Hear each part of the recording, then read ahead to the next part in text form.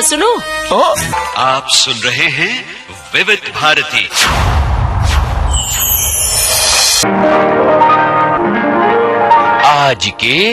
आज के मेहमान। मुझे पहचानो, कहां से आया, मैं हूं कौन। आपसे बातचीत की है चीत का पहला भाग में इस समय हमारे साथ हैं दीपक सावंत जी। और दीपक सावंत जी को आप जानते हैं फिल्म उद्योग के एक बहुत ही मशहूर मेकअप आर्टिस्ट के तौर पर। उन्होंने बहुत नामचीन सितारों के साथ बतौर मेकअप आर्टिस्ट काम किया है, लेकिन जिस सितारे के साथ उनका नाम सबसे ज्यादा जुड़ा हुआ है वो है सदी के महानायक अमिताभ बच्चन, जिनके साथ उन्होंने न जाने कितने दशकों तक काम किया है। ये सारी बातें हम जानने की कोशिश करेंगे। बहुत बहुत स्वागत करते हैं दीपक जी आपका हमारे स्टूडियोज में। Thank you very much. मैं आपका आभारी हूँ जो मुझे आपने इतनी बड़ी इज्जत दी अपने स्टूडियो में बुलाकर। ये प्रोग्राम मैं कई सालों से सुनता आ रहा था। अच्छा। लेकिन मुझे ऐसा ये नहीं था कि मेरी किस्मत भी पलट जाएगी और मैं एक दिन आपके स्टूडियो में आके इंटरव्यू दे सकूं। जी। सो आज मेरी वो इच्छा पूरी हुई। और वो भी दिन मुझे याद आते हैं कि जब मैं रेडियो सुना करता था। क्या बात। और इसलिए मैं तमाम आपके लोग हैं जिन्होंने मुझे बुलाया है, इसके लिए मैं उनका तहे दिल से आभारी हूँ। जी, अच्छा लगा। दीपक जी, लोग फिल्मी सितारों को जानते हैं लेकिन उनके पीछे जो सपोर्ट स्टाफ है उनका नाम बहुत ज्यादा नहीं होता, पर यह अलग बात है कि आपने बहुत नाम कमाया है और पूरी इंडस्ट्री में आप बिग बी अमिताभ बच्चन के मेकअप आर्टिस्ट के तौर पर तो जाने ही जाते हैं। तो क्यों ना आपकी इस यात्रा की शुरुआत की कहानी एकदम शुरुआत से करते हैं। अपने पिताजी के बारे में बताइए कि वो क्या किया करते थे और आपका बचपन मुंबई के किस इलाके में बीता है। मेरे पिताजी, उनका नाम है दत्ता सावंत करके। जी।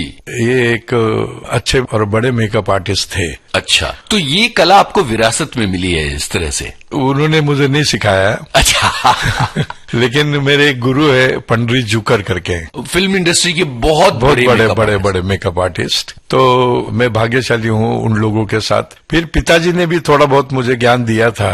अच्छा। और उनका ज्ञान, फिर पंडित जुकर जी का ज्ञान, और तमाम इंडस्ट्री के बोरकर दादा करके थे, बोरकर उनका। फिर एक पारांश पे करके मेकअप आर्टिस्ट थे, जो मेकअप आर्टिस्ट ऐसे थे कि एक बाल अगर लगा देते थे ना उसमें भी गेटअप निकलता था। ओके, इतने माहिर थे। माहिर। तो एक दिन मुझे उनके साथ काम करने का मौका मिला, एक दिन सिर्फ। हाँ, लेकिन कमाल के मेकअप आर्टिस्ट थे। तो मैं भाग्यशाली हूँ उन लोगों के साथ मुझे काम करने का मौका मिला। बिल्कुल। और बचपन की कहानी क्या है? पिताजी तो मेकअप आर्टिस्ट थे, पर वो चाहते थे कि आप मेकअप आर्टिस्ट बने या वो जोर देते थे कि भैया पढ़ाई करो? नहीं, हमारी हालात बहुत खराब थे। जी। कहाँ रहते थे आप? हम बांद्रा में रहते थे। और प्रॉब्लम ऐसा था कि पिताजी जिस कंपनी में काम करते थे, जैसे फिल्मालय है, जैसे देवानंद जी की कंपनी थी, उसमें तो पुराने जमाने में क्या होता है, पर्सनल मेकअप आर्टिस्ट नहीं हुआ करते थे। पुराने जमाने में कंपनी का मेकअप आर्टिस्ट हुआ करता था। नौकरी हुआ करती थी। नौकरी हुआ करती थी। जी। तो हमारे पिताजी भी नौकरी करते थे और जब उनकी पिक्चरें खत्म होती थी जी तो इनको निकाल दिया जाता था। हाँ। अब उनके पास जब काम नहीं है तो घर कैसे चलाएंगे? बिल्कुल। तो घर चलाने के लिए पैसे की जरूरत है। तो फिर ऐसे प्रॉब्लम आते थे कि घर में कहीं फाके मारने पड़ते थे, पैसा नहीं होता था। और इसमें नॉर्मली हम लोगों को पिताजी ने गांव पे ही रखा। मेरा गांव जो है कराड़ में कुंभार गांव करके है, और माताजी में सब लोग उधर रहते थे। अब पिताजी यहाँ से पैसे नहीं भेजते थे तो गांव वाले तंग करते थे, खाने को नहीं देते थे, फिर तकलीफ देते थे, कुछ भी बोल देते थे। नेचुरली अभी उनको पैसे नहीं मिलेंगे तो वो भी बोलेंगे। तो ऐसे हालात में मुझे थोड़ा सा ये लगा कि नहीं, अपने को बम्बई जाना चाहिए। किस उम्र में आप बम्बई आ गए? मैं समझ लीजिए 11 साल का था तब मैं बम्बई आया। गांव तो बड़ा खूबसूरत, कराड़ का जो इलाका है। हाँ, बहुत खूबसूरत है, लेकिन प्रॉब्लम ऐसा था, पेट खूबसूरत नहीं था। पेट में प्रॉब्लम हो जाती थी। बिल्कुल। तो उसके लिए कुछ न कुछ करने की ये थी। जी। तो सबसे पहले मैंने क्या किया था, एक इलेक्ट्रिक कंपनी थी। वो इलेक्ट्रिक कंपनी में मैंने सोचा कि चलो इसमें काम कर लेते हैं। तब ऐसा कोई ये नहीं था कि मुझे यहाँ काम करना है वहाँ काम करना है, कुछ नहीं था। तो मैंने बोला 2 पैसा मिले और मैं अपने घर को दे दूं। लेकिन ऐसा हुआ वहाँ के जो कंपनी में मुझे 30 रुपए पगार देते थे वो लोग। ये किस जमाने की बात है? ये समझ लीजिए 1965 के आसपास जी। 65-70 30 रुपए देते थे और 25 रुपए मुझे खाने का देना पड़ता था। तो कुछ क्योंकि बचता कुछ नहीं तो 5 रुपए बचता था जी। वो 5 रुपए में क्या करेंगे। फिर हम लोग दूसरा कुछ काम करके ये करके थोड़ा पैसा जमा करते थे और थोड़ा गांव में भेज देते थे और फिर अपने लिए कोई पैसा बचता नहीं था। जी। मेरे कलीग्स थे, फिर उन्होंने मुझे एक आइडिया दिया जी कि भाई मैं फ्यूज निकालूंगा वहाँ, आपके पास वो लाइट गई है तो नेचुरली बोलने के लिए आएगा वो आदमी, तो आप लगा देना। फिर मैंने सोचा कि ठीक है भाई। तब हमको एक फ्यूज लगाने के 2 रुपए मिलते थे जी। 2-4 फ्यूज निकाल देता था वो आते थे हमारे पास, हम जाते थे। जाने के बाद हम देखते थे वो 3रे माले 4थे माले पे रहते थे वो लोग। फिर मैं देखता था कि बेईमानी का पैसा न ले। वो फ्यूज तो उधर पड़ा था, मैं खाली उठा के लगाना था, मुझे कुछ करना तो था नहीं। तो फिर मैं क्या करता था, 4-5 दफे में उसके घर जाता था, ऊपर जाता था, थोड़ा खोलता था, फिर नीचे आता था, फिर थोड़ा ये करता था, फिर ऊपर जाता था, मेहनत करके। फिर मैं उसको बोलता था कि अगर लाइट आई तो बता देना। तो वो फ्यूज निकाल के मैं लगा देता था, फ्यूज के लाइट आ जाती थी। तो वो ऊपर से बोल देता था लाइट आ गई आ गई आ गई। वो 2 रुपया हमको देते थे, उसमें से 1 रुपया उसको देते थे, 1 रुपया हम रखते थे। बड़ी मेहनत से, लेकिन बेईमानी से नहीं करते थे। हम ये बोलते थे हम इतनी मेहनत लगाने को तो हमें 2 मिनट है, 1 मिनट का भी काम नहीं था, वो उठा के लगा सकता था, लेकिन मेहनत करके फिर हम ये करते। तो मुझे कभी कभी याद आता है, तो मैं नेपा नगर एक गांव है, वहां से एक रोड जाती है, तो वहां लोग लूटते हैं। लूटते तो क्या बोलते मालूम है, लोग खूब मारते, पैसे भी लेते और मारते बहुत है। तो हम बोलते भैया तुम मारता क्यों है, तुमको पैसे तो दे दिए, सब कुछ दे दिया, तो मारता क्यों है? बोला नहीं नहीं मैं मेहनत का खाता हूँ। लेकिन मैं ऐसा नहीं करता था, मैं ऐसे मेहनत करके वो काम करता था और अपनी जिंदगी के लिए, थोड़ा घर के लिए बचाता था, कोशिश करता था कि घर को दिक्कत ना हो। उन संघर्ष भरे दिनों में सिनेमा की क्या जगह थी आपकी जिंदगी में? पिताजी को देखने के बाद और ये सब होने के बाद, जब उनको काम नहीं मिलता था, तब मैं सोचता था कि ये लाइन जो है वो एकदम अच्छी लाइन नहीं है, बकवास लाइन है, इसमें नहीं जाना चाहिए। मेरा ये था पक्का इरादा था जी कि ये लाइन में नहीं जाएंगे, हम कुछ भी इधर बाहर कर लेंगे। जी जी जी। तो उधर नहीं जाएंगे। फिर ये करते करते हमको एक थोड़ा सा किसी ने बोला, एक चाय बोलने के लिए एक आदमी की जरूरत है। चाय बोलने के लिए? हाँ, कहीं कुछ ऑफिस में किधर चाय बोलने के लिए आदमी थी। तो मैंने उसको पूछा पगार कितना देंगे सर? तो उन्होंने बोला 45 रुपीज देंगे। ज्यादा थे पैसे तो सर, इससे तो 15-20 रुपया ज्यादा हो गया। तो मैंने ओके कर दिया। ओके करने के बाद मुझे ये लगा कि ये तो मैंने ओके कर दिया है। अब उनका ऑफिस था 2 माले पे और चाय वाला 4 बिल्डिंग के आगे था। तो दिन में 50-100 ग्राहक तो आते ही थे उनके पास। तो बार बार मेरे को उतरना पड़ता था, जाना पड़ता था, बोलना पड़ता था, वापस आना पड़ता था, फिर बोलना पड़ता था। तो काफी दिक्कत वाला था, तकलीफदायक था। तो फिर मैंने एक आइडिया क्या किया, एक मिरर लेके आया और जो लाइट आती है तो मैंने मिरर को वो चाय वाले को मार देता था। अच्छा, आईना चमका देते? हाँ, चमका देता, इशारा करने के लिए। तो चाय वाला मुझे देख लेता था, तो फिर मैं बोल देता था 3 चाय भेजना। हाँ, 4 चाय भेजना, उंगली का 4-5, तो वो भेज देता था। फिर वहाँ के मैनेजर को मालूम पड़ा कि ये जाता नहीं है, इधर ही बैठा रहता है और चाय बराबर आती है। मतलब चाय एक ज्यादा भी नहीं आती, एक कम भी नहीं आती। तो फिर मुझे लिया उन्होंने, बिठाया सामने, तुम जाते नहीं चाय कैसे आती? तो हमने बोला भाई आपका काम हो रहा है ना, आप काय के लिए ये कर रहे हो? आपका काम नहीं होता जी। तो बात अलग थी कि भाई हमारा काम नहीं हुआ है ये, तो आपका काम हो रहा है, आप क्यों मुझे से पूछ रहे हैं? नहीं तो तुमको नौकरी से निकाल देंगे हम। अब बोला ये तो बहुत बड़ी बात हो गई। तो हमने बोला सर क्या है, मैं दिमागी थोड़ा सा तेज हूँ और मैं इनोवेटिव पर्सन हूँ, मुझे इनोवेशन करना बहुत अच्छा लगता है, नए तौर तरीके। तो मैंने देखा कि मैं 50 दफे जा रहा हूँ, 50 दफे आ रहा हूँ, तो मैं अपनी टाइम को और काम को और मेहनत को कैसे कम मेहनत में अच्छा काम करूं।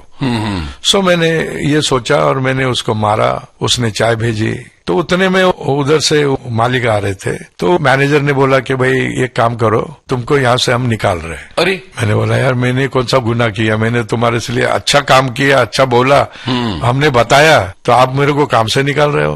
तो बोले नहीं नहीं, उसके लिए नहीं निकाल रहे आपको, अब आपने हमको गुर सिखाया है, अब वो काम हम करेंगे। अरे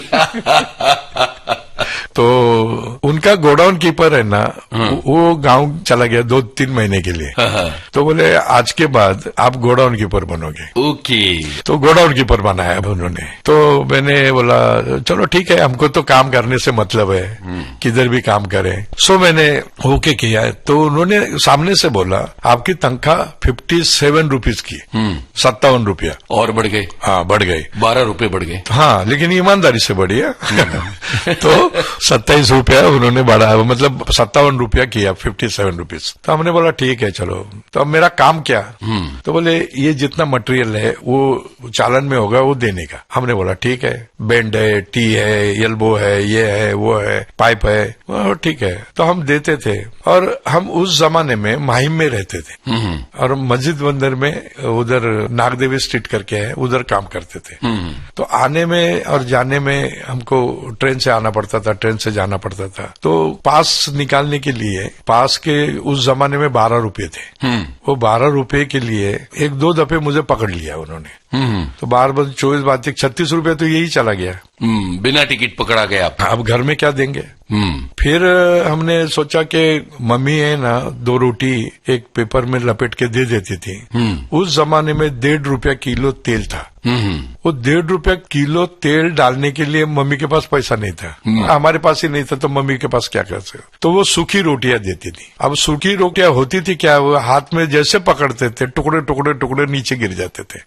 और राउंड राउंड करके वो गोल रखते थे तो वो टूट के गिरती नहीं थी नीचे। फिर मैंने क्या किया है कि एक होटल से एक सब्जी मंगाई, तो 1 रुपया था एक सब्जी प्लेट का। तो हमने सोचा 30 दिन करेंगे तो 30 रुपया चला जाएगा।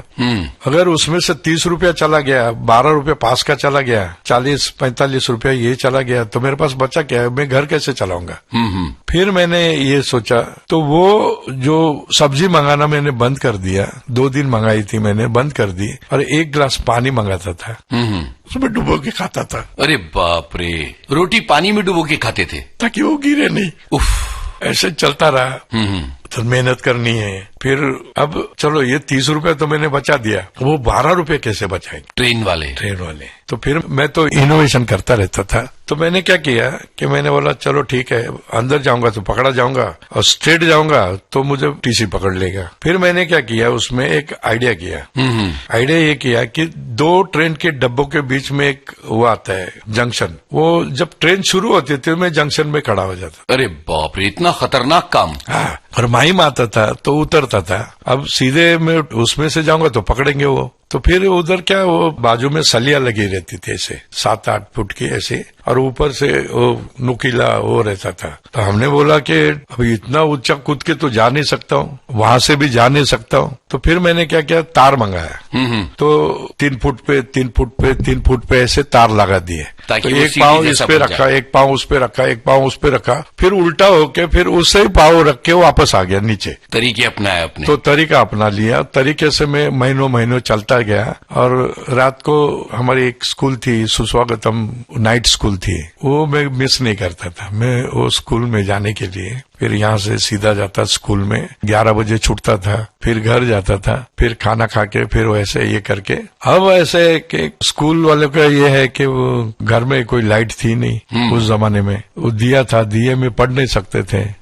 तो बगल में एक माहिम डेपो आज भी है वो। जी जी। तो बाहर वो लाइट थी नहीं, तो बेसमेंट होते ना, उसके बेसमेंट में ऐसे जाते, उसमें लाइट होता करती थी। फिर मैं जाता था रात को, लाइट में पढ़ता था। क्या बात है, गजब का संघर्ष आप बता रहे हैं। और मुझे इस पूरे संघर्ष को सुन के एक गाना याद आ रहा है, ऐ दिल है मुश्किल जीना यहाँ। क्यों ना ये गाना सुनते, इससे पता चल रहा है कि कितने मुश्किल राहों पर आपका बचपन चल रहा है। आपने बताया कि वो जो बेसमेंट था वहां लाइट होती थी तो वहां आप पढ़ा करते थे, पढ़ाई मिस नहीं करते थे, और 2 डब्बों के बीच के जंक्शन पे खड़े होकर आप नौकरी करने के लिए ट्रेन से जाया करते थे ताकि पास के 12 रुपए बच जाएं। इतना संघर्ष जीवन में था। कोई मनोरंजन का साधन था? कभी फिल्में देखा करते थे? नहीं, उसमें थोड़ा सा ये था कि मनोरंजन का साधन तो था।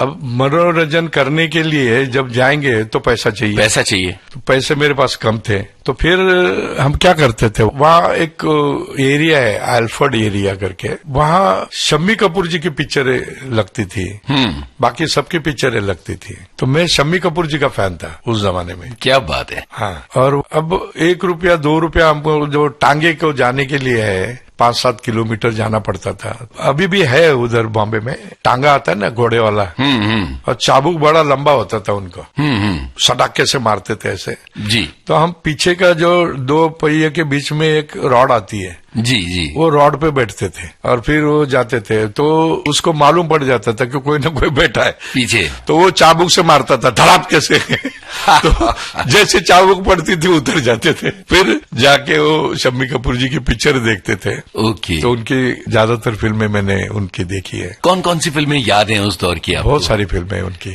मेरा ख्याल है जंगली उसी दौर में आई होगी। जंगली, राजकुमार, बहुत सारी पिक्चरें उनकी पिक्चरें में मिस नहीं करता था ज्यादातर जी। फिर दारा सिंह जी की पिक्चरें होती थी। अच्छा अच्छा। महिपाल, दारा सिंह, और फिर आपके प्रदीप कुमार, ये बहुत सारे जो पुराने हीरो थे। अब पुराने एक्चुअल क्या कहानियां बहुत अच्छी थी, बहुत कमाल की कहानियां होती थी, और ऐसा लगता था कि ये जो कहानियां है वो बांध के रखती थी। बिल्कुल। ऐसा नहीं कि देखने के बाद आपको ऐसा लगे कि नहीं यार क्या देख के आया, ऐसा नहीं लगता था। दोस्तों के साथ जाते थे या माँ पिताजी के साथ? नहीं, माँ डैडी तो माहिम में रहते थे, ये इधर इतने दूर थोड़ा कैसे सा, आएंगे? हाँ, मैं थोड़ा सा टाइम निकाल के एक आध पिक्चर देख लेता था। अब ये आते तो हम जब ये नौकरी से शाम को छूटते थे तो कभी कभी एक आध दिन चले जाते थे पिक्चर देखने के लिए। जो गोडाउन कीपर था, वो गोडाउन कीपर ने क्या किया था, वो चोरी करता था। ओहो हो। वो जो पीतल का सामान, ये वो बॉल कॉक्स, ये वो बेच देता था। तो एक चोर मेरे पास आता था उधर, और वो जो चोर आता था वो मुझे बहुत परेशान कर देता था। अरे वो देता है, तुम दो ना, उसने दिया तो तुम्हारी दे, क्या फर्क पड़ता है, कौन गिनता है इधर, कौन ये करता है, ऐसा बहुत मेरे को परेशान करता था। तो फिर मैंने थोड़ा दिन सुना, और फिर मैंने उसको उठाया ऐसा, और उठा के गोडाउन के बाहर फेंक दिया उसको। अरे बाप रे। गोडाउन के बाद जैसे फेंका मैंने, वो भागा गया सेठ के पास। सेठ को वो जानता था। सेठ हमारे थे नारायण गणेश परांच पे, बहुत ही सज्जन गृहस्थ, बहुत ही सज्जन आदमी, और उनकी कंपनी थी एनजी परांजपे एंड कंपनी, उसमें मैं काम करता था। जी जी। तो फेंकने के बाद वो चला गया उधर, और मेरे खिलाफ उसने बहुत कुछ बोल दिया कि दीपक ने ऐसा किया, दीपक ने वैसा किया, दीपक ने ये किया, मारा मेरे को, ये किया। बुलाया मुझे कि तुमने ऐसा किया है तो तुम्हारे साथ क्या करा जाए। तो हमने बोला कि देखिए, मैं झूठ बोलता नहीं, मैं गलत काम करता नहीं, आपको जो सही लगे वो निर्णय ले लीजिए। तो उन्होंने बोला हाँ तो बताओ क्या किया। तो मैंने बोला देखो, पहले वाला आपका आदमी चोरी करता था, उससे मुझे कोई लेना देना नहीं है। सही बात है। ये मुझे मांगता है, ये करता है, मैंने उसको उठा के फेंक दिया। हाँ। अब मेरी गलती है, फेंक दिया या मारा, हाँ। तो आप मुझे निकाल सकते हो, आपको जो सजा देनी है दे सकते हैं। तो उन्होंने कहा कि नहीं, हम तुमको यहाँ से निकाल देंगे। ओ, हम बोला बहुत अच्छी बात है यार, मतलब अच्छा काम करने का सिला आप अगर दे रहे तो अच्छी बात है। तो बोले तुम आ जाओ। वो चोर था, उसको बाहर भेज दिया। और फिर उन्होंने कहा कि दीपक, मुझे जो आदमी चाहिए था वो मुझे मिल गया। तो मैं कुछ समझा नहीं, ऐसे क्यों बोल रहे हैं। तो बोले तुम एक काम करो, मेरी दूसरी कंपनी है, फैक्ट्री है मेरी, जो डोंबिवली में है, तो मैं तुमको बॉम्बे का रिप्रेजेंटेटिव अपॉइंट करता हूँ। अरे बाप रे, ये तो बहुत बड़ी तरक्की थी। फिर मेरे को उन्होंने बोला कि भाई तुम एक काम करो, उधर माल बनता है, वो तुमको यहाँ बेचने का है, यहाँ फैक्ट्री को लगने वाला सामान यहाँ से तुमको वहाँ भेजना है, ट्रक में, इसमें उसमें। ये रात दिन का मुझे काम शुरू हो गया। तो मुझे डोंबिवली भी जाना पड़ता था, इधर मस्जिद बंदर भी रहना पड़ता था, फिर माहिम जाना पड़ता था। ऐसा करके मैंने किया, और मेरा पगार उन्होंने 160 रुपए किया। जी, बहुत बड़ी बढ़ोतरी हो गई है। तो मैं करता रहा ये काम हम सब।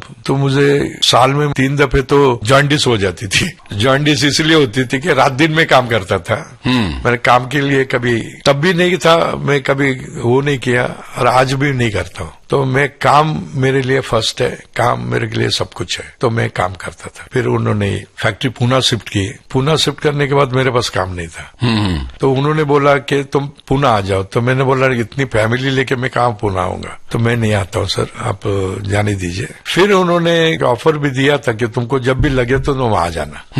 तो हम गए नहीं। फिर पिताजी ने सोचा कि तू करेगा क्या इधर। तो मैंने बोला कि देखता हूँ मैं दूसरा कुछ काम मिलेगा तो वो काम करेंगे हम। उतने में उनकी क्या इच्छा हुई मालूम नहीं। उन्होंने कहा कि ये काम करो कि मैं जो कंपनी में काम कर रहा हूँ वो कंपनी में तुम आके, मैं नहीं चाहता हूँ कि तुम मेकअप आर्टिस्ट बनो।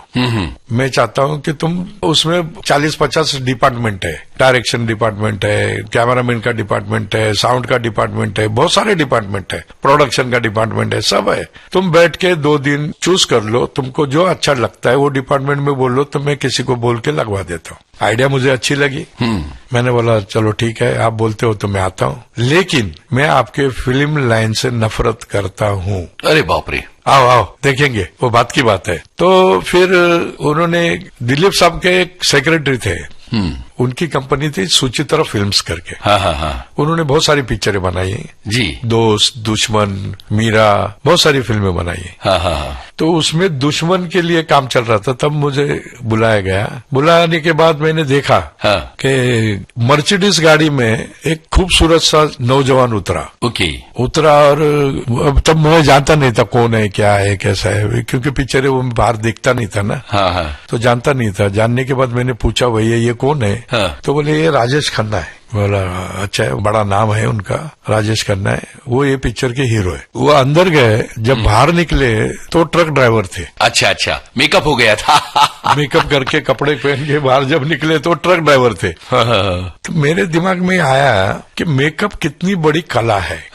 इतनी बड़ी कला है जो जीवित इंसान को दूसरे इंसान में कन्वर्ट करता है। अभी तो गोरा चिट्टा नौजवान था और अभी ये ड्राइवर बन के, ट्रक ड्राइवर बन के आ गया। तो मैंने ऐसा सोचा कि पेंटिंग निर्जीव है, लेकिन उसमें जीव लाने की कोशिश करते हैं। मैं जिंदा इंसान को अगर दूसरे कैरेक्टर में डालूं तो इससे बड़ी कोई कला ही नहीं है। क्या बात है। तो यहाँ से आपका ध्यान मेकअप की तरफ आकर्षित हुआ। की तरफ हो गया। ये दुश्मन फिल्म की शूटिंग चल रही थी, दुलाल गुहा की फिल्म दुश्मन। ये मेरा ख्याल है 1971 की बात है। हाँ 71 की होगी, 70-71 की ऐसा कुछ। तो वहाँ आपने मीना कुमारी को भी देखा ना। तो वहाँ वो जो शूट हो रहा था ना, तो उतने में पिताजी ने पूछा हमको, भैया क्या करोगे? तो हमने बोला मेकअप आर्टिस्ट बनेंगे। तो बम फूट गया। बम क्या सर, पूरा पहाड़ टूट गया। पूरा पहाड़ टूट के, तुम बेवकूफ हो, तुम ये हो, मैं भूखा मर रहा हूँ, तुम भी भूखा मरोगे, ये करोगे, वो करोगे, न जाने क्या क्या जी। तो हमने बोला देखिए इसमें मुझे कला दिखी और मुझे ऐसा लगा कि कलाकार करके आपको आगे आना चाहिए। और मैं जानता हूँ आपको काम नहीं मिला है, तो मैंने बोला कि आपने अपने हिसाब से काम किया। बिल्कुल। और मैं चाहता हूँ मैं मेरे हिसाब से काम करूँ। मैं ट्राई करता हूँ थोड़े दिन, अगर नहीं मिला काम तो छोड़ दूंगा, अगर मिला तो मैं करूंगा। तो बोले ठीक है 2-4 मेरे को देनी थी। तो मैं गया बाजू में, उतने में उनका एक मेकअप आर्टिस्ट था राजेश खन्ना जी का। तो कार्यकर दादा करके नाम था उनका। उनको किसी काम की वजह से बाहर जाना पड़ा दूसरे-तीसरे दिन। तो अभी कार्यकर दादा भी क्या मेकअप नहीं करते थे, मतलब वो थोड़ा बहुत मेकअप करके छोड़ देते थे और मेकअप के लिए आएंगे। बोला ठीक है हमारे को कुछ जाता नहीं। तो उन्होंने क्या किया, वो मिरर दिखाने का था और एक मलमल देना था, वो खुद ही करते थे, राजेश खन्ना जी खुद करते थे। तो हमने बोला चलो ठीक है। तो पिताजी के पास बैग दे दिया, तो पिताजी ने मुझे थमा दिया, तुम बड़ा मेकअप आर्टिस्ट बनने को निकला है ना, ये ले ये ले, ये बैग पकड़, आईना दिखा। मैं बोला चलो ठीक है यार, अपनी किस्मत में यही होगा तो यही दिखाएंगे। फिर साइड में खड़े हो गए। तो राजेश खन्ना की आवाज थी, क्योंकि वो पिक टाइम था उनका। बिल्कुल। तो उन्होंने बोला मेकअप, जोर से बोला। उतनी जोर से मैंने आवाज दी, मैंने बोला yes I am here sir. तो इतना जोर से जैसा बोला ना, राजेश खन्ना जी ने मुझे नीचे से लेके ऊपर तक देखा। कौन है ये बंदा, ये कौन सा कैरेक्टर है, ये क्या है जो मुझे जवाब देता है। तो उन्होंने देखा ऊपर देखने के बाद मैं गया उधर, आईना दिखाया उनको, ये किया, फिर आईना हो गया, वो वापस चला गया। अब पूरा यूनिट जो है उसमें भूचाल आया था। हाँ, ये कौन है, कौन आदमी है जो राजेश खन्ना को आवाज देता है। तो फिर मालूम पड़ा ये दत्ता का लड़का है, दत्ता सावंत जी का ये लड़का है। तो फिर दोबारा शॉट में तैयार हुए, दोबारा आवाज दिया, बोला yes sir, I am here sir. और फिर गया, फिर आईना देखा, दिन में 10 बार 20 बार हो गया। ओके, अभी पूरे यूनिट में मैं फेमस हो गया। क्या बात, कौन है, दीपक सावंत है, ये दत्ता का लड़का है, दीपक सावंत है, दीपक। फेमस हो गया। फेमस होने के बाद 5वें दिन मुझे एक ऑफर आया पंडरी दादा जुकर जी से। हाँ, वो हमारे पिताजी और साटम दादा करके थे, उनको बोले यार तुम एक काम करो, एक दीपक सावंत नाम का लड़का कोई है तुम्हारे पास, बहुत अच्छा काम करता है। हाँ। काम का मुझे 0% कुछ आता ही तो था नहीं। उनको ये मैसेज मिला कि वो दीपक सावंत काम अच्छा करता है। तो उन्होंने बोला कि मेरे को भेजो, मेरे को जरूरत है उसकी। अरे गजब। तो मेरे को ये कंपनी जो है सुचित्रा फिल्म्स ने, ये सब मैंने काम करने के बाद मेरे को अपॉइंट किया। ओके, तो मेरा पगार हो गया 200 रुपया, और ज्यादा बढ़ गया। और आप पंडरी जुकर दादा के साथ काम उधर गए। तो उधर क्या हुआ था कि वो BR फिल्म्स का तरफ से बुलाया गया था। यहाँ से आगे की कहानी सुनते हैं, लेकिन दुश्मन की बात हो रही थी तो इतना बेहतरीन गाना है इस फिल्म में, वो सुनते हैं। वादा तेरा हुआ, पीक टाइम था राजेश खन्ना का, और राजेश खन्ना ने कहा मेकअप और आपने कहा यस सर, और यहाँ से आपकी जिंदगी की दिशा बदल गई। पंडरी जुकर दादा की क्या खासियत थी, लेजेंड मेकअप मैन हुए हैं फिल्म इंडस्ट्री के, और वो किस तरह से आपको BR फिल्म्स ले गए, ये कहानी बताइए। ये वही, हमारी इंडस्ट्री छोटी है, ये कोने में कुछ होता है तो वो कोने में मालूम पड़ जाता है। तो उधर मैंने कुछ आवाज दिया था, ये किया था, पॉपुलर हो गया था मैं इधर ये सुचित्रा फिल्म्स में। तो वो उनको भी मालूम पड़ा था, दूसरे लोगों को भी मालूम पड़ा था। तो उन्होंने बोला था कि बुलाओ, तो मैं गया उधर पंडित दादा से मिलने के लिए। अभी मुझे ये एक था कि पंडित दादा के साथ काम करना है, और पंडित दादा के पास आर्टिस्ट बहुत थे, 6, 7, 8 आर्टिस्ट थे। उनके पास दिलीप साहब थे, उनके पास सुनील दत्त जी थे, और 2-4 हीरोइनें थी। ऐसे सबका काम बारी से करते हो। इनका खत्म हुआ तो उधर जाते थे, उसका खत्म हुआ उधर, पूरा दिन उनका काम चलता रहता था। तो वो यश चोपड़ा जी कंपनी में प्रोडक्शन मैनेजर थे BR फिल्म्स में। वो डायरेक्टर नहीं थे ना, तो वो प्रोड्यूसर थे, बिल्कुल, वो प्रोडक्शन मैनेजर थे। तो मुझे उनको मिलाया, तो फिर बोले तुम्हारा नाम दीपक है? मैं बोला यस सर। काम करोगे? मैं बोला यस सर। तो बोले पगार कितना? तो मैंने बोला सर जो आप देंगे तो ले लेंगे। तो बोले आपको एक काम करते हैं हम 195, अभी पता नहीं 95 क्यों किया, मुझे पता नहीं। तो मैंने बोला कम से कम 200 कर लेते ना। तो 195 का क्या मतलब है? तो बोले 195 खाना तुम लेके आने का और ट्रैवलिंग तुम्हारा। अब मुझे जरूरत थी तो मैंने बोला यस सर, मैंने ओके किया। ओके करने के बाद अभी उनकी शूटिंग खत्म हुई थी, इनकी शुरू होने वाली थी। तो फिर मैं यहाँ आया, सामान विमान देखा, लगाया, ये किया। किस फिल्म की शूटिंग शुरू हो रही थी? ये दास्तान फिल्म की थी। दिलीप साहब, फिर आपके वो शर्मिला टैगोर, बिंदु, ये लोग थे। तो दास्तान में दिलीप साहब थे। तो अभी नेचुरली पंडित दादा मेकअप करेंगे, हमको तो संभालना था, आईना ही दिखाना था, बिल्कुल उधर भी वही करना था जी। सो मैंने वो स्टाइल इधर भी अपना लिया। अच्छा, yes sir, okay, I am here. तो वो भी बोले कि कौन है ये? तो फिर मैंने क्या किया कि दिलीप साहब के ड्राइवर को पकड़ा और मैंने पूछा दिलीप साहब लाइक क्या करते, पसंद क्या करते? तो बोले दीपक जी, दिलीप साहब सफेद को पसंद करते। सफेद रंग। तो हमने क्या किया है कि हमने वो प्रोडक्शन वालों को बुलाया। तो यश जी के असिस्टेंट थे प्रोडक्शन वाला, उसको बुलाया मैंने बोला देखो मेरे को 3-4 टॉवेल चाहिए और 2 मेरे को बेडशीट चाहिए, और ये सब मुझे नहीं चाहिए, ये दिलीप साहब को चाहिए। तो इतना हमको लाके देना। फिर मैंने क्या किया है कि ड्रेसिंग टेबल जो था ना, वो ऐसे कीला नीला ऐसा था। तो पूरे ड्रेसिंग टेबल पे मैंने एक व्हाइट टॉवेल डाल दिया। रौनक आ गई, रौनक। उसके बाद मैं चेयर पे 2 टॉवेल डाल दिए, एक नीचे एक ऊपर, ऐसे टॉवेल सफेद। उसके बाद में बाथरूम में जो छोटे छोटे टॉवेल है 2-3 जगह पे मैंने वो लगा दिए। और जो सोफा था, सोफे को बेडशीट डाल दिया सफेद। क्या बात है। सब ये डालने के बाद दिलीप साहब आए, देखा दिलीप साहब ने ये वो सब देखने के बाद, ये कौन है, किसने किया है ये? तो बुलाओ प्रोडक्शन वाले को।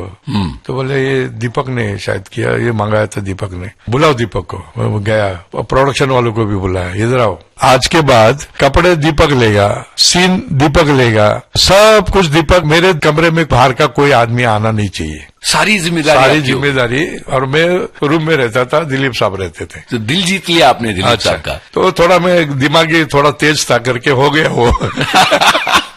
क्या बात है। फिर थोड़े दिन के बाद उन्होंने ऐसा ये किया कि भाई देखो दीपक, ये पंडरी है ना, वो आता नहीं है, वो ये हीरोइन के पास जाता है, वो हीरोइन के पास जाता है, ये हीरो के पास जाता है, मेरे तब देखता है तक नहीं है। मैंने बोला सर मैं हूं ना, तो ऐसे ही मजाक में बोल दिया मैंने। तो बोले दीपक एक काम करते हैं, तुमको मेकअप आता है? मैंने बोला सर आता है, लेकिन कभी मौका नहीं मिला। तो बोले अच्छा ठीक है। तो ये मेकअप में कहाँ सीखता था मैं आपको बताता हूँ अभी।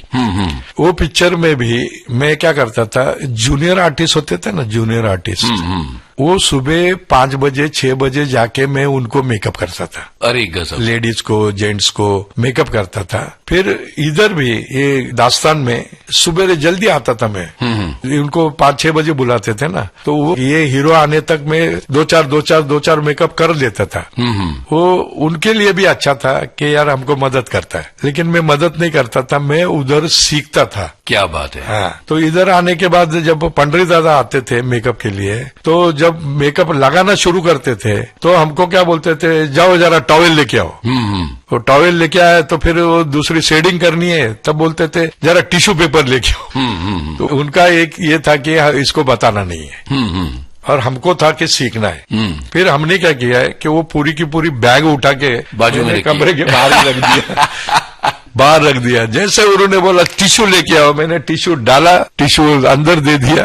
अंदर देते ही उनको समझ में नहीं आया कि कैसे उसको बाहर भेजू। फिर करना पड़ा। तो मैंने देखा कि इधर शेडिंग किया है, उधर इन्होंने बेस लगाया है, इन्होंने पप रूज लगाया है, आईब्रोज किया है, ये किया वो किया, सब देखा। देखने के बाद फिर मैं रात को जाके उस पर रिसर्च करता था। रिसर्च ये करता था कि उन्होंने ये कलर किया है, 665F किया है, तो 665D क्यों नहीं किया? या 626D क्यों नहीं किया? तो इसके ऊपर रिसर्च करता था मैं, और उसके ऊपर फिर रिसर्च करके मैं अपना एक कलर निकालता था। उधर में सीखना ही है ना हमको। बिल्कुल, और सामान वमान ये वो चकाचक रखता था मैं, तो आर्टिस्ट भी खुश, ये सब खुश, और अच्छा लगता था उनको। दिलीप साहब ने मेरे को बोला कि तुम मेरे साथ चलो, 2 पिक्चरों में तुम मेरे साथ पर्सनल मेकअप आर्टिस्ट जाओगे। वाह वाह वाह। कौन सी फिल्में थी वो? तो एक कोई फिर कब मिलोगी, ऐसे 2-3 कोई फिल्म थी उनकी, छोटी छोटी फिल्में थी। तो उसमें मुझे लेके गए। मेरे लाइफ का, जीवन का पहला मेकअप मैंने दिलीप साहब का किया। वाह वाह वाह, बड़े किस्मत वाले रहे आप। God is great. जी, चूंकि यहाँ तक बात आ चुकी है और दास्तान फिल्म की बात हो रही है, तो दास्तान फिल्म का गाना सुनते हैं, टाइटल सॉन्ग, ना तू जमी के लिए है ना तू आसमां के लिए। यहाँ से दीपक सावंत जो हैं वो जुड़ गए दिलीप कुमार के साथ। अब आगे की कहानी क्या है? अभी इसमें क्या हुआ था, सुचित्रा फिल्म्स तो अपने को मिल गई थी 200 रुपया, BR फिल्म्स मिल गई थी 195, 5 रुपए कम। 5 रुपए कम। अभी एक भोलू खोसला करके एक फिल्म थी, उनको मालूम पड़ा, उधर भी पिताजी थे एक्चुअल। अच्छा, असिस्टेंट में थे पीछे। हाँ। तो पिताजी ने बोला तुम इधर भी आ जाओ। अब घर का थोड़ा सा प्रॉब्लम हमारा हल हो गया था। हाँ। तो फिर वो भोलू खोसला कंपनी में वो हमको रखा। उन्होंने बोला कि आप आ जाइए। तो फिर वो करने के बाद अब उधर जो राधेश्याम करके एक मेकअप आर्टिस्ट थे, मतलब हेड ऑफ द डिपार्टमेंट वो थे, तो उनके पास बहुत सारे आर्टिस्ट थे, शत्रुघ्न सिन्हा, नीता खयानी, बच्चन जी, ये सबका मेकअप करना पड़ता था। तो थोड़े लेट हो गए। तो बच्चन जी जब आए ना उधर, पिक्चर शुरू हुई, तब मैंने पार्ट 2 कर दिया दिलीप साहब का। दिलीप साहब को जो मैं करता था रूम में, वो सारी चीजें मैंने अमी जी के लिए कर दी। मतलब सब कुछ मैं वो स्टूडियो में कर दिया। रूम नंबर 8 में। आपको ये नहीं लगा ये तो कोई नया आर्टिस्ट है अमिताभ बच्चन? मेरे लिए तो मैं जहाँ काम कर रहा हूँ वो खूबसूरत होना चाहिए। क्या बात है। अच्छा होना चाहिए। क्या बात है। मैंने वो नहीं सोचा था कि नया है, जूना है, ये है, कुछ नहीं जी। मैं और अच्छा कैसे काम करूँ, अच्छा से अच्छा कैसे काम करूँ। कौन सी फिल्म बन रही थी ये रास्ते का पत्थर करके एक बन रही थी फिल्म। और फिर हमने वो किया, तो ये अमित जी आए, अमित जी ने दरवाजा खोला, देखा, सब कुछ सफेद, सब सफेद सफेद देख के हाँ। फिर अंदर इंटर किया। वाह। तो एवरी डे जब भी आते थे वो ऐसे ही 5 मिनट दरवाजे पे रुकते थे, सब मुआयना करते थे, फिर अंदर आते थे। क्या बात है। तो हमारे लिए तो अच्छा है भाई। और फिर हम काम करते थे एज ए असिस्टेंट। आईना दिखाने को बोला तो सर आईना दिखाना। हाँ, हाँ, तो वो हेड ऑफ द डिपार्टमेंट आ नहीं पाए। हाँ। तो फिर उन्होंने हमको पूछा, आप मेकअप करते हो क्या? मैंने बोला सर करता तो हूँ, लेकिन रिस्पेक्ट है sir, head of the department को मुझे देना पड़ता है। तो हेड ऑफ द डिपार्टमेंट अगर बोले तो मैं करूंगा सर। तो उनकी इजाजत ली गई। हाँ, तो उनको बुलाया गया और अमी जी ने डायरेक्ट पूछा कि आपके पास अगर टाइम नहीं है तो दीपक से कराऊं क्या मैं? तो उन्होंने बोला नहीं ठीक है करा लीजिए। मैंने किया, मेकअप कंप्लीट हो गया। कंप्लीट होने के बाद वो बोलने लग गए कि इतना अच्छा मेकअप करते हो और तुम पीछे रहते हो। तो हमने बोला कि सर रिस्पेक्ट बड़ी होती है। हाँ, तो रिस्पेक्ट के अंदर में काम कर रहे हैं जी, करना पड़ता है। तो बोले ठीक है। फिर हमने उनका मेकअप ये किया, फिर संभाला भी मैंने। तो एक दिन वो ड्राइवर साहब थे नागेश शेट्टी, वो आया मेरे पास। तब मेरे ख्याल से जया जी और का शादी होने वाली थी। जी जी। तो साहब नेचुरली अभी गाड़ी में तो बोलेंगे ना क्या है, कौन अच्छा करता है, ये करता है। तो नागेश ने मेरे को बोला यार इतना अच्छा आर्टिस्ट है, पर्सनल के लिए उनको बोलो। तो मैंने उनका स्वभाव देखा था, बच्चन जी का, बहुत अच्छे इंसान, अपना काम लगन से करते थे। सीन एक दफे नहीं पढ़ते थे, कम से कम 10-15 बार पढ़ते थे। उसको पढ़ के रिवाइज करते थे, रिवाइज करके फिर शॉट देते थे। तो उनका फर्स्ट शॉट ओके होता था, क्यों? क्योंकि वो इतना मेहनत करके फिर वो शॉट देते थे। तो ये मुझे भी ये लगा कि ये आर्टिस्ट जो है एक न एक दिन बहुत बड़ा कलाकार बनेंगे। और ठीक है, बने तो ठीक है, नहीं बने तो भी ठीक है, लेकिन अभी अपने पास काम है, मिल रहा है तो क्यों नहीं करे। तो हमने उनको बोला कि भैया ऐसा ऐसा है, मेरी इच्छा है कि आपके साथ काम करें। तो उन्होंने सामने से बोला कि भाई दीपक मेरी इच्छा भी थी लेकिन मैं बोल नहीं पाया, लेकिन आपने बोल दिया तो हम दोनों मिलकर साथ में काम करेंगे। इस तरह आप बन गए अमिताभ बच्चन के पर्सनल मेकअप आर्टिस्ट। और वो भी तब जब जंजीर नहीं आई है। जंजीर का चल रहा था, पैरेलल चल रही थी जी। तो फिर हमने थोड़ा जंजीर में भी ये किया। थोड़े दिन के बाद जंजीर का भी हमने काम किया, फिर ये भी काम किया। दोनों काम करने के बाद फिर उनके सेक्रेटरी का एक वो आया कि आपकी पिक्चरें चलती नहीं है तो मेकअप आर्टिस्ट मत रखना। सेक्रेटरी बोले और ये तो करना पड़ेगा ना। तो उन्होंने कहा कि भाई ठीक है। तो मुझे अमित जी ने बोला कि दीपक ऐसा ऐसा है, मैं रखूंगा तो आप ही को रखूंगा, आपके सिवा किसी को रखूंगा नहीं। लेकिन अभी फिलहाल हम थोड़ा सा ये करते हैं। तो हमने बोला मेरे को ऐसा कोई फर्क नहीं पड़ता, क्योंकि मेरे पास सुचित्रा फिल्म्स है, मेरे पास BR फिल्म्स है, मेरे पास ये कंपनी है। तो 500-600 रुपए तो वैसे ही मिलता है मुझे। तो मुझे कोई फर्क नहीं पड़ता है, आप अपना करिए। तो वो करने के बाद जंजीर हिट हो गई। हिट होने के बाद उनको निकाल दिया उन्होंने। फिर मुझे बुलाया, क्या बात, और बोले कि तुमको मैंने प्रॉमिस किया था कि एज एन मेकअप आर्टिस्ट मैं आपको रखूंगा। तो मैंने बोला वो तो आपने याद रखा, ये सबसे बड़ी बात है। क्या बात है। तो उन्होंने वहां से शुरू किया, फिर मेरे को घर लेके गए। अच्छा। तब मेरे ख्याल से शादी हो चुकी थी इनकी। हाँ, तो ये प्रतीक्षा नहीं, प्रतीक्षा नहीं, ये कोई लाकड़ा वाला करके कोई बंगलो था। अच्छा। तो उधर जया जी ये थे। फिर मुझे लेके गए, फिर जया जी से बोला जया जोर से, तो आए जया जी। तो उनको बोला कि ये दीपक सावंत है, आज से मेरा मेकअप आर्टिस्ट है। फिर जया जी ने बोला आपको पसंद है ना, तो ठीक है।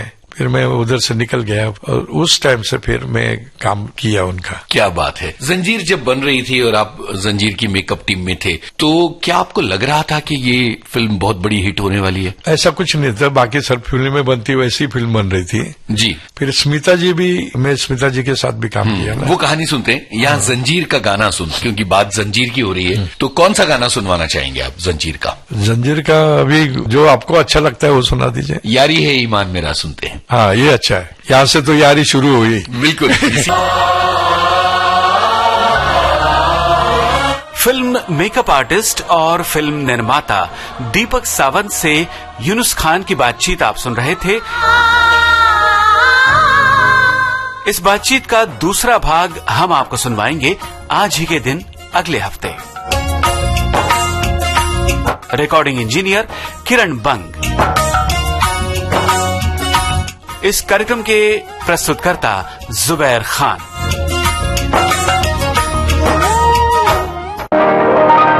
आज के मेहमान।